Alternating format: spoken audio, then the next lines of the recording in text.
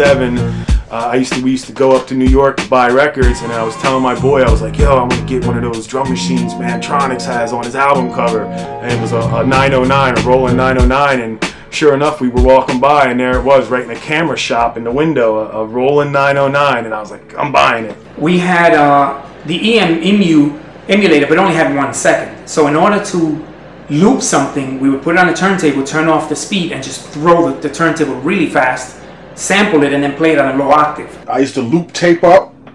I used to take a drum track and record it on a reel-to-reel and take a loop, splice it together, and used to play it, and used to play the boost, pat, boom, boom, pat. You do just like 4 minutes of blending the record, you know, simultaneously punching it in, like the loop, like the James Brown loop or whatever you had. You kept on mixing it and you know, kind of like a la Peter Piper, you know, like how they used Take Me to the Mardi Gras, you know, you just blended the record in. I bought a 707 drum machine, and I bought a small foot pedal sampler. It was no MIDI, had one input, one output, and couldn't even save the sample. You had to catch it on the fly and hope for the best.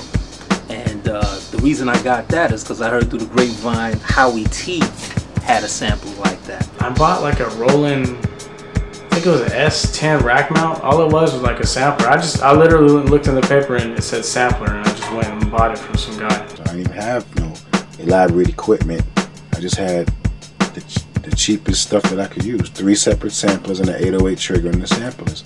Using a hi-hat from the 808, the open hi-hat and the closed one, and the boom from the 808, and the clap. We go to the studio and you got an MPC 3000, we gonna make beats with it. If you got an ASR, we gonna make beats with it. If you got an SB 1200, old school with a 950, we gonna make beats with it. It doesn't matter, you know, I make music. There was the Lindrum and the DMX and Roland 909, TR 808, you know, all those things like I was working on.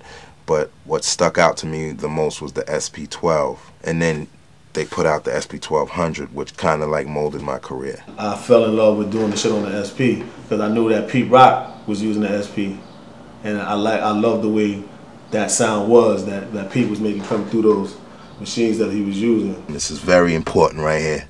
You know what I'm saying? This drum machine right here. This is the original color. It's so original that it's down to this button has broken. You know, you can't even use 8 pads, I gotta use 7. I don't even have